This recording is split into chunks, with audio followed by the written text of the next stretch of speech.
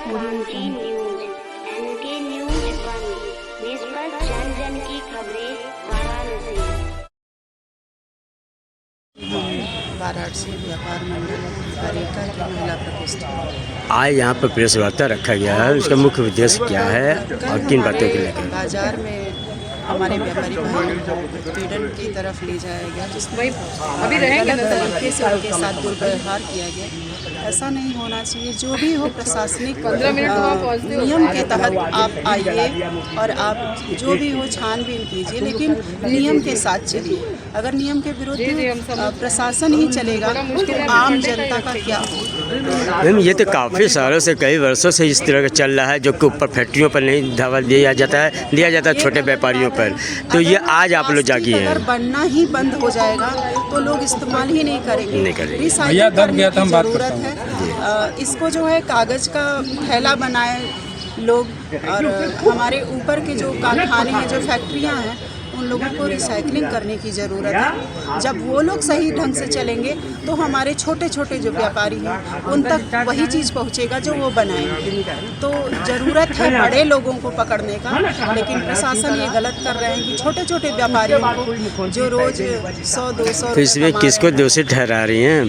हम लोग दोषी अभी तो प्रशासन को ही ठहरा रहे हैं, और प्रशासन को भी उन्हें जो गलत तरीके से हमारे बाज़ार में आकर हमारे व्यापारी भाइयों के साथ दुर्व्यवहार किए और गलत तरीके से वसूली किए हैं, उनके खिलाफ ना तो हम सरकार के खिलाफ हैं, ना तो पूरे प्रशासन के, केवल उनके साथ जो है हम लोगों का सामना है, जो गलत तरीके से अपने ड्यूटी को कर रहे हैं।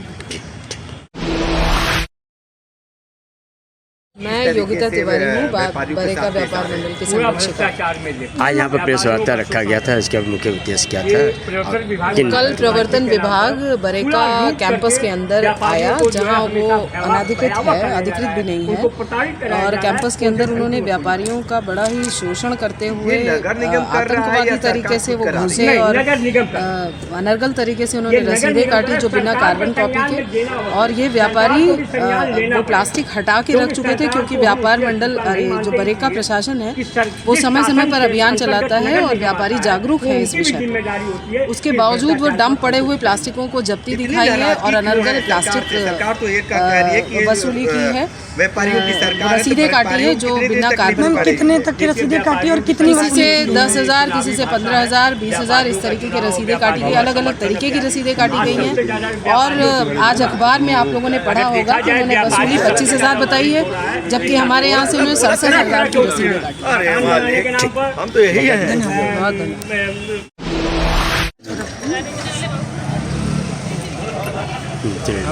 सर अपना परिचय बता दें। मैं वाराणसी व्यापार मंडल का वरिष्ठ उपाध्यक्ष हूँ, तथा व्यापार मंडल का अध्यक्ष हूँ। आज यहाँ प्रेस वार्ता रखा गया, इसका क्या उद्देश्य है? इसका उद्देश्य था कि ये प्रवर्तक विभाग एक नगर निगम का है जो प्लास्टिक को पकड़ता है, और इतना नगर नरक कर दिया है पूरे शहर के अंदर कि प्रतिदिन लाखों की वसूली और 20,000 रुपया नगर निगम में जमा, एक एवरेज जो हो रही है।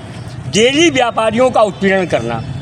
आखिर जहाँ से प्लास्टिक आ रही है उनके घर में छापा नहीं पड़ रहा है, जो डीलर हैं उनके घर में छापा नहीं पड़ रहा है, जो फैक्ट्री मान के उनके हैं, जो व्यापारी छोटे मोटे हैं बेचारे 10-20 रुपया आलू भंटा बेचने वाले ठेले वालों के पास छापा पड़ रहा है। ये माननीय प्रधानमंत्री जी के संसदीय क्षेत्र में जितना बड़ा भ्रष्टाचार नगर निगम के संरक्षण में हो रहा है, समझता हूँ कि शायद इंडिया में कहीं नहीं हो रहा होगा। सही बात। सबसे बड़ा यहाँ पर भ्रष्टाचार है। ये काफ़ी दिनों से इस तरह चल रहा है। जहाँ फैक्ट्री है वहाँ पर नहीं छापा मारा जाता है, जो छोटे मोटे ठेला पटरी उन्हीं को पकड़ा जाता है। लेकिन सवाल ये विषय तब संज्ञान में आया जब एक ही नंबर की रसीद, 3 रसीद, 24 नंबर की 3 रसीद कट रही है और एक जमा हो रहा है। लाखों की वसूली हो रही है, 20,000 रुपया जमा। पेपर में आप कह रहे होंगे 25,000 रुपया जमा हुआ है। वसूली कितनी है कि 67,000 रुपये की है। ये भ्रष्टाचार है कि क्या नहीं? ये माननीय योगी जी और हमारे मोदी जी के संसद के क्षेत्र में, उनके शहर में, उनके प्रदेश में इस तरह का भ्रष्टाचार शायद कहीं देखने को नहीं मिलेगा। मैं निवेदन करूंगा माननीय प्रधानमंत्री जी से, अपने आदरणीय मुख्यमंत्री जी से, कि इसका जो है संज्ञान लें। नगर निगम यहाँ का पूरा भ्रष्ट हो चुका है। लीडर क्रांति न्यूज।